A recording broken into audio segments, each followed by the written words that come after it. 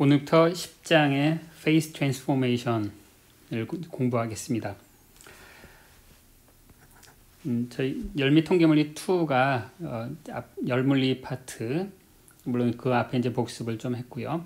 통계물리 전반에 대한 복습을 했고, 그 다음에 열물리 파트, 그리고 지금부터 배울 상전이 파트, 이게 이제 크게 그 두 축에 해당되고요. 좀 더 상전이 부분에 치중을 해서 강의를 진행하려고 노력하고 있습니다. 우선 교과서의 내용을 좀 따라가고요. 그 다음에 시간과 여력이 남게 되면 좀 더 어드밴스드 토픽으로 컴퓨터 시뮬레이션도 조금 해볼까 이제 그렇게 생각하고 있습니다. 자, 10장부터 앞에서는 이제 잘 다루지 않았던 상호작용이 있는 열미 통계물리 시스템에 대한 공부를 할 것이고, 그 상호작용의 결과로서 가장 흥미롭게 사람들이 생각하는 주제인 이 상전이를 공부하게 될 거예요.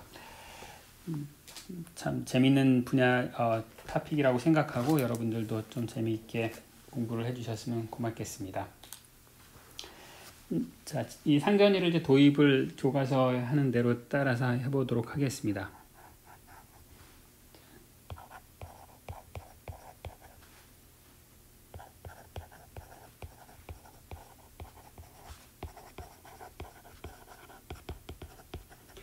우리가 여태까지 대표적으로 공부해왔던 시스템이 이제 게스 시스템이었죠. 게스 시스템이었고, 보통의 이제 상온에 있는 게스다 그러면 얘네들은 이제 거의 이제 이상기체와 같았고, 이상기체는 이제 이러한 상태 방정식을 만족했죠. 자, 이러한 상태 방정식은 이제 온도가 일정하다라고 하면 압력과 부피 사이의 관계가 이제 서로 반비례하는 이제 그런 관계가 되겠죠. 이제 그래프로 한번 표시를 해볼까요?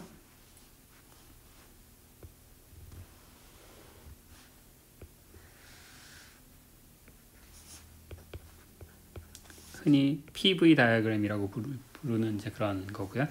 이상기체는 이제 이 온도가 일정할 때 이 서로 반비례하는 쌍곡선, 이제 이거 우리가 등온곡선 혹은 뭐 영어로는 아이소썸이라고 이제 불러요. 아이소는 똑같다라는 뜻이고 썸은 이제 온도, 뭐 열 이런 걸 이제 지칭하는 그런 단어가 되겠습니다. 그런데 이건 이제 이상기체에 해당되는 얘기고, 실제 기체를 가지고 사람들이 이제 실험을 해봤겠죠. 과연 우리가 보일의 법칙이라고 부르는 서로 부피와 압력의 반비례 관계가 성립하는가? 근데 이 대부분의 이제 우리가 친숙하게 알고 있는 뭐 산소나 질소 혹은 뭐 헬륨, 네온가스, 알곤가스, 크립톤 뭐 여러 실험을 해봤더니 사람들이 이제 이런 걸 얻었어요. 실험 데이터를 잘 분석해봤더니 온도가 아주 높지 않고 온도가 아주 낮지 않은 그런 온도의 하에서는 우리가 압력을 바꿔가면서 혹은 이제 기체를 피스톤 안에다 집어넣어 놓고 피스톤을 꾹 눌러봤더니 이제 이런 커브를 따르더라. 이런 걸 이제 실험적으로 관찰을 했고, 자, 이런 이제 관찰이 꼭 이런 PV 다이어그램에 대한 관찰뿐만이 아니라 우리 일상생활에서 이제 이런 일들이 일어나는 것을 이제 금방 짐작할 수가 있는데, 자, 아무튼 이 PV 다이어그램과는 달리 이제 여기 어떤 중간에 부피를 변하더라도 압력이 변하지 않은 이제 이런 일정 구간이 나타나는 이런 현상을 발견을 했어요. 그래서 이제 이런 이게 실제 기체의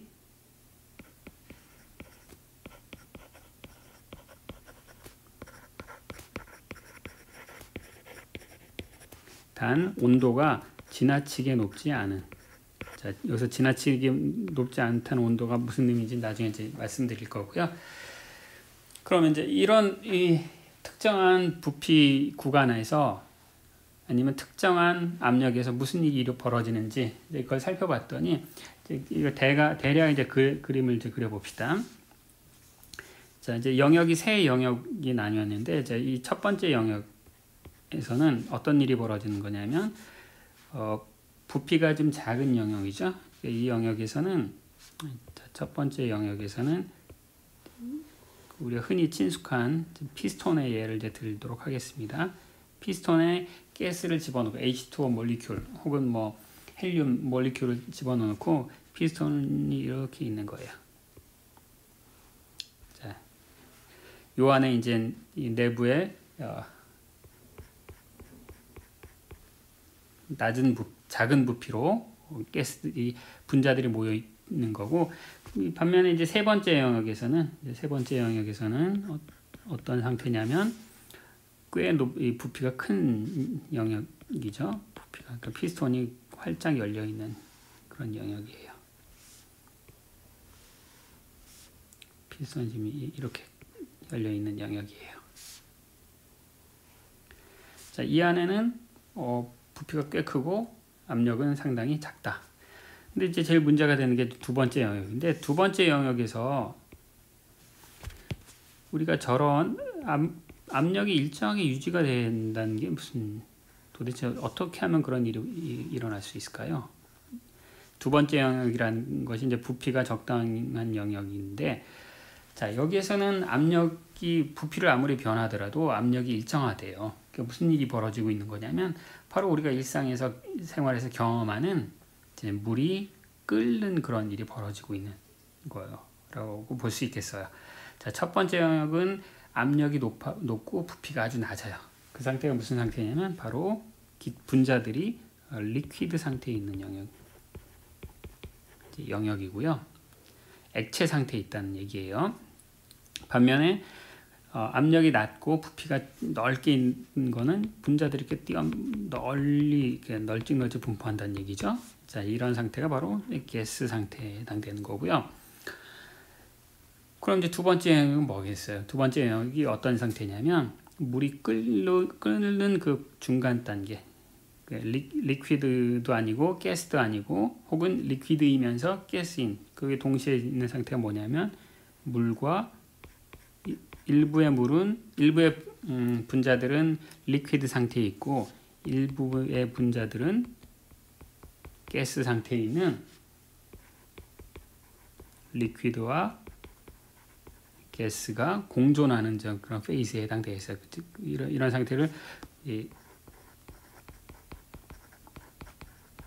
코익지스턴스라고 얘기를 해요.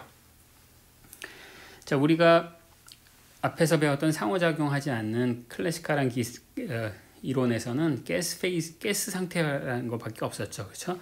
근데 상호작용이 있는 실제 분자에서는 이제 다른 상태가 존재하고, 그래서 이런 연력학적인 서로 다른 그런 상태들 우리가 뭐라고 얘기를 하냐면 페이즈라고 불러요. 페이즈라는 용어를. 자, 페이즈는 우리가 하모니 오실레이터 할 때 이제 위상, 각도를 의미하기도 하고, 아니면 우리가 일상생활에서 뭐 누구누구의 위상이 높아졌다, 뭐 이런 추상적인 어떤 지위의 어떤 고저 뭐 이런 상태를, 어떤 특정한 상태를 의미하기도 하고, 근데 통계학학 혹은 연력학에서 이 페이즈라고 하는 것은 마이크로스코픽한 그런 원자들이 모여서 만들어내는 거시적인 상태, 이것을 페이즈라고 불러요. 분자들이 모여서 가스 페이즈를 이루고 있다, 혹은 분자들이 모여서 리퀴드 페이즈를 이루고 있다. 이때 사용한 이제 이걸 페이즈라고 부르고요. 그러면 자, 두 번째 상태는 그래서 보통은 어떤 물질이 주어진 이 연력학적인 환경, 온도, 부피, 뭐 압력 이런 게 정해지면 특정한 페이즈에 머물게 되는데, 그런데 반해서 이 두 번째 케이스에서는 이 두 개의 페이즈가 서로 지역적으로는 이제 공간적으로는 분리되어 있지만 같은 이제 연력학적인 상태를 유지를 하고 있는 거죠. 그걸 우리가 coexistence phase라고 불러요. 공존한다. 자, 그럼 여기에서 부피가 변하더라도 압력이 일정하네요. 그건 어떤 뜻일까요? 내가 위에서 피스톤을 잡아당기면 어떤 일이 벌어지는 거예요? 그래도 압력이 일정해야 되겠죠. 압력이 일정하려면 어떻게 되겠어요? 더 많은 기체가 생겨야 되겠죠. 그러니까 여기에서 리퀴드가 조금 더 증발을 해서 기체가 되는 거고, 자, 부피를 더 표시를 하면서 해볼까요? 자, 이쪽으로 가면 뭐냐면 좀 더 증발이 일어나는 거예요. 좀 더. 공존하지만 몇 대 몇으로 공존하느냐, 그건 이제 부피에 의해서 결정이 되는 거예요. 피스톤을 얼마나 잡아당겨서 팽창시켰다 그러면 점점 더 많은 기체들이 증발하고, 반면에 내 피스톤 눌렀다 그러면 수증기들이 점점 좀 이 기체 상태에서 리퀴드 상태로 변해야 되겠죠. 그걸 이제 응축이라고 불러요. 응축, 컨덴스 뭐 이런 말로. 그리고 그러면 이 공존 상태에서 기체의 이 압력이 있잖아요. 이 압력을 우리가 뭐라고 부르냐면, 이 압력, 그러니까 피스톤의 부피를 변해도 변하지 않는 이 압력, 이걸 뭐라고 부르냐면 증기압이라고 불러요.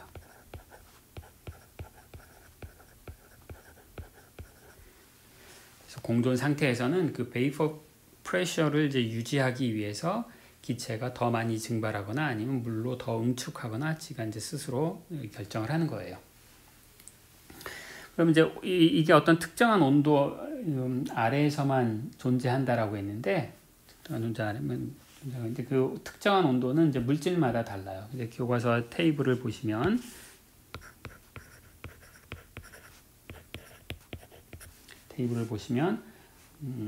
뭐 몇 개가 얘만 들까요? 이제 헬륨 같은 경우는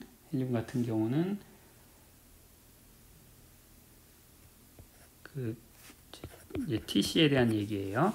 헬륨의 경우에는 이게 대략 5.2 켈빈이고요. 헬륨 같은 경우 우리가 일상생활에서는 저런 일이 절대 안 벌어지는 거예요. 그러니까 헬륨은 항상 우리가 기체로만 보이는 거고요. 반면에 H2O는 이것이 647.1 켈빈이나 돼요. 자, 이걸 섭씨로 환산을 하면 한 370도 정도 되는 거죠. 따라서 물의 경우에는 우리가 일상생활에서도 이런 현상을 관찰할 수도 있고, 일상생활에서 저런 일이 벌어지는, 언제 벌어지죠? 언제 벌어지냐면 섭씨 100도에서 벌어지죠. 자, 섭씨 100도에서 그때 베이퍼 프레셔가 얼마냐? 1기압인 거예요. 1기압. 그럼 물에서는 그러니까 이제 온도가 물 경우에는 이제 섭씨 100도일 때에는 저 베이퍼 프레셔, 베이퍼 프레셔가 이게 1기압이다. 그게 바로 이제 이 그래프의 의미가 되겠어요. 여러분 이런 말 들어보셨습니까? 우리가 등산을 가다 산 위로 가면 대기압이 떨어지죠. 대기압이, 압력이 떨어져요. 압력이 떨어지면 물에 끓는 점이 어떻게 된다? 낮아지죠. 그렇죠? 이게 만약에 100도씨에서의 아이소서멀 커브였다 그러면 온도가 더 낮은 곳에서의 아이소서멀은 어떻게 되는 거예요? 온도가 더 낮은 곳에서는 이렇게 되는 거죠. 이렇게 되겠죠? 베이퍼 프레셔가 더 낮으면 온도가 더 낮아진다. 그렇게 되겠어요. 여러분 그럼 온도가 낮아지면 베이퍼 프레셔가 왜 낮아질까요?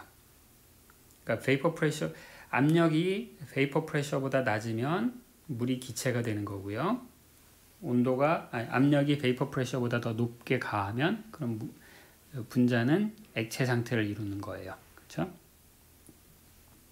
그러니까 베이퍼 프레셔가 일종의 이제 이 기체 분자를 꽉꽉 눌러주는 건데, 꽉꽉 눌러줘서 언제 물로 만들어낼 수 있는가, 아니면 이제 그 물이 얼마나 그 베이퍼 프레셔를 분자가 베이퍼 프레셔를 극복을 해서 기체 상태로 되겠는가, 그건데 이제 온도에 따라서 그게 이제 달라지는 거예요.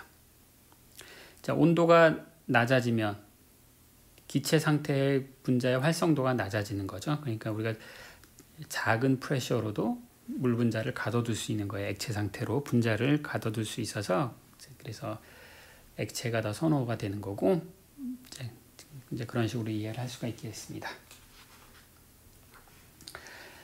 그러면 이게 이제 우리 현상론이에요. 현상론. 우리가 이 아이디얼 가스에서 벗어나서 이제 리얼 가스, 즉 이제 상호작용이 있다 이거죠. 상호작용이 있으면 그 상호작용의 결과로 PV NK비트가 깨지고 이것으로 인해서 상전이가 생긴다. 그렇다면 이제 앞으로 우리가 해야 될 일은 뭐냐면 리얼 가스 등 이제 상호작용이 있는 건데 상호작용이 어떤 결과를 상호작용을 우리가 이론적으로 통계 물리적으로 어떻게 다룰 수 있고 그 다음에 그 상호작용이 어떤 미케니즘에 의해서 물질을 한 상태에서 다른 상태로의 전이를 일으키게 되겠는가 이제 이런 것들을 앞으로 한 2달 정도 공부를 할 것이고요. 이건 역시 이제 연력학적으로 현상론적으로 접근하는 그런 이론을 제일 처음에 먼저 배울 거예요. 이제 그거를 반데어발스 이론이라고 부를 거고요.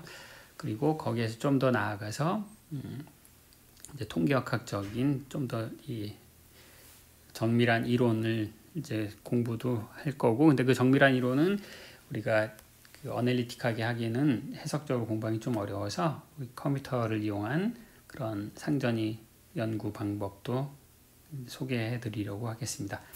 기체와 액체의 상전이에 대한 이제 고전적인 이론을 소개하도록 하겠습니다. 상전이라고 하는 것이 이제 코익지스턴스를 거쳐서 일어나고 있기 때문에 과연 이제 좀 전에 이제 개념적인 설명을 드렸던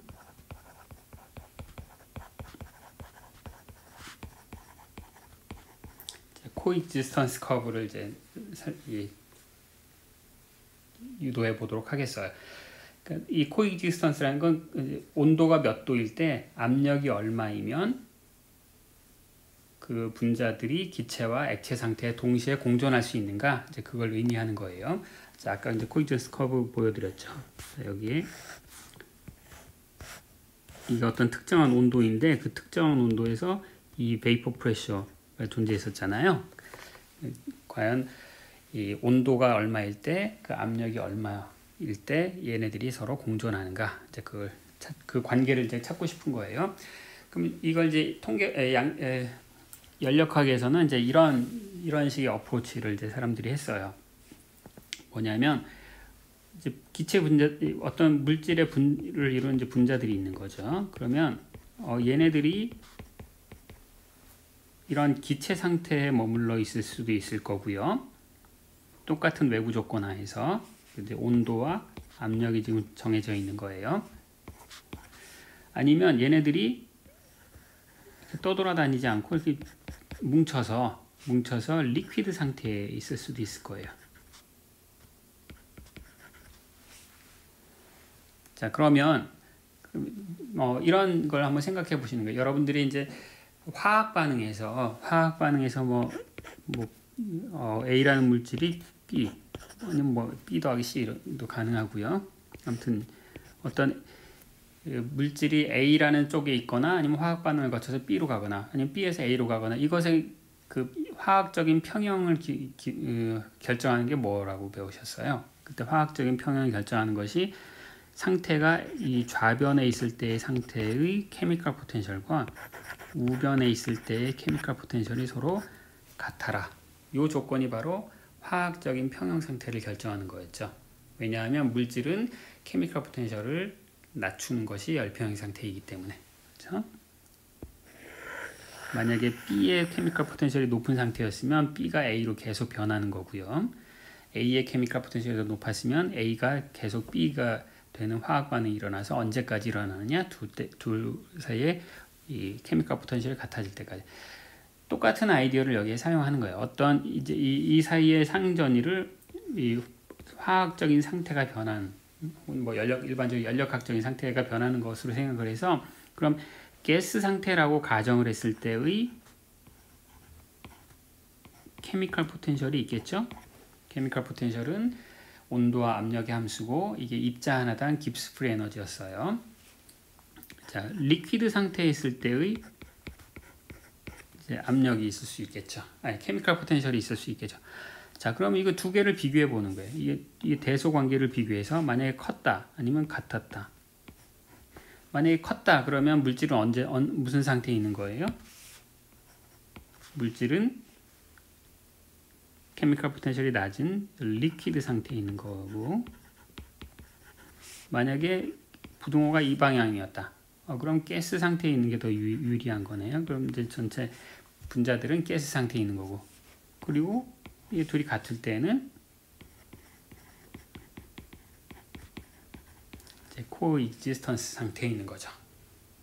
그래서 우리가 만약에 이 케미컬 포텐셜을 온도와 압력의 함수로 잘 알고 있다라고 하면 우리가 온도, 압력 공간에서 어떤 이런 선을 그릴 수가 있어요. 이런 선을 이렇게 선을 그려서 이 선은 어떤 선이냐? 이게 이제 공존선이에요. 이게 이제 이걸 뭐라고 부르냐면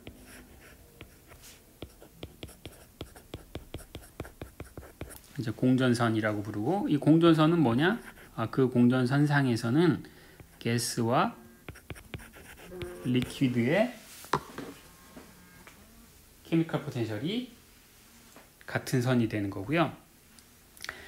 그러면 공전선에서 벗어났다. 그러면 이제 이 두 케미컬 포텐셜이 온도와 압력의 함수니까 둘을 같게 놔둔다. 그러면 T하고 P 사이에 방정식이 되는 거죠. 그 방정식이 뭐예요? 그 방정식을 풀면 바로 이제 공전선이 나오는 거예요. 그러면 이 공전선 아래쪽 영역은 뭐가 될까요? 공전선 아래쪽 영역은 우리 경험으로는 압력은 낮고 온도가 높다. 그럼 물질이 기체 상태에 있겠죠.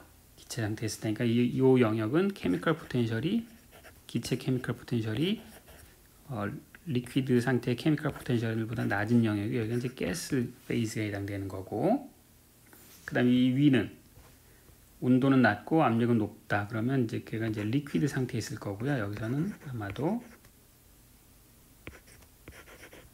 이런 부동식을 만족할 거예요. 이게 이제 어떤 현상론적인 이론이에요. 그 현상론적인 이론이고, 우리가 공전선은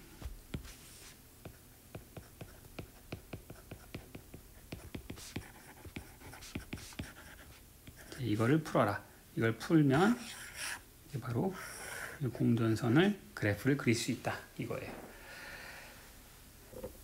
자, 공전선의 방정식을 구하기 위해서는 이제 여기 쓰여인 이제 요 방정식을 풀면 된다고 했었는데, 그 공전선을 미분 형태로 한번 구해 보도록 하겠습니다. 자, 공전선상에 이제 두 점을 한번 생각해 보겠어요. 자, 이 점이 A라고 하고, 자, 요 점을 이제 B라고 하고, 자, 요 점의 온도와 압력을 이제 T하고 P라고 하고, 자, 요 점에서의 온도와 압력을 온도가 조금 변했을 때, 그 다음에 압력이 조금 변했을 때라고 생각해 봅시다. 그러면 내가 DT하고 DP를 마음대로 변화시키면 안 되겠죠. DT하고 DP를 내가 마음대로 선택하면 저희 공전선상의 바깥으로 넘어갈 수도 있을 거 아니에요. 따라서 DT와 DP가 특정한 조건을 만족해야만 공전선상에 머무를 수 있고, 따라서 그 조건으로부터 공전선을 만들어내는 미분 방정식을 유도할 수가 있게 되겠어요. 한번 봅시다. 자, 점 A에서는 점 A가 공전선 위에 있기 위해서는 그 점에서의 가스 상태에서의 케미컬 포텐셜과 리퀴드 상태에서의 케미컬 포텐셜이 같아야 되고, 마찬가지로 점 B에서는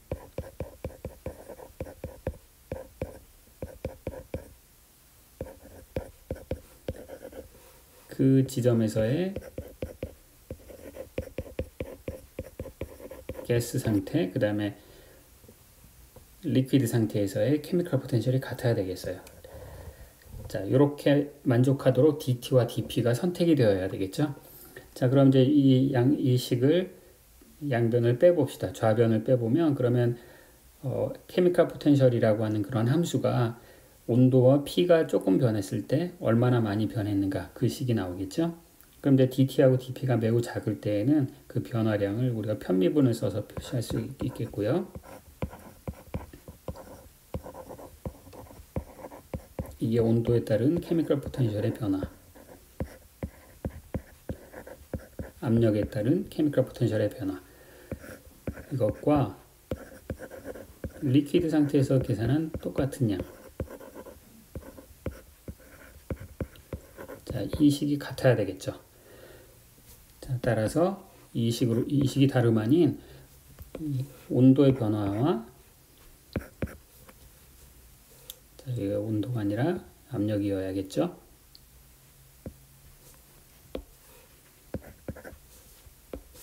압력의 변화가 서로 만족하는 그런 관계식을 우리에게 가져다 주고, 그래서 이제 얘를 이제 이쪽에다 정리를 해주면 이제 이렇게 쓸 수가 있겠어요.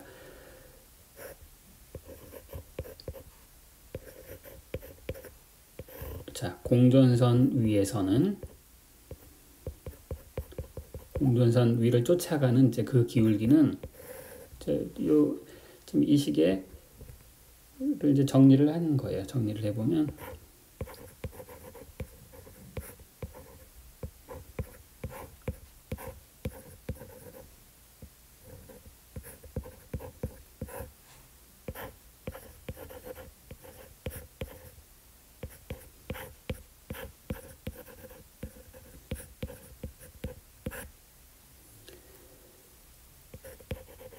자, 이렇게 되겠죠. 자, 다소 복잡해 보이지만 아무튼 이 좌변에 쓴 게 dp 오버 dt라고 하는 거니까 이 공전선의 기울기를 의미하는 거죠. 이 기울기. 자, 이 기울기를 알면 우리가 이 미분 방정식을 다 적분을 하면 전체 이 공전선의 방정식을 유도할 수가 있는 것이고, 그 공전선의 그 기울기를 결정하는 걸 봤더니 뭔가 좀 복잡한 연력학적인 물리량인데, 여기 보시면 케미컬 포텐셜을 온도로 미분하고 그 다음에 케미컬 포텐셜을 압력으로 미분한 이제 그런 양들이 중요해지겠네요. 그래서 이 양들에 대해서 조금 더 이제 살펴보도록 하겠습니다.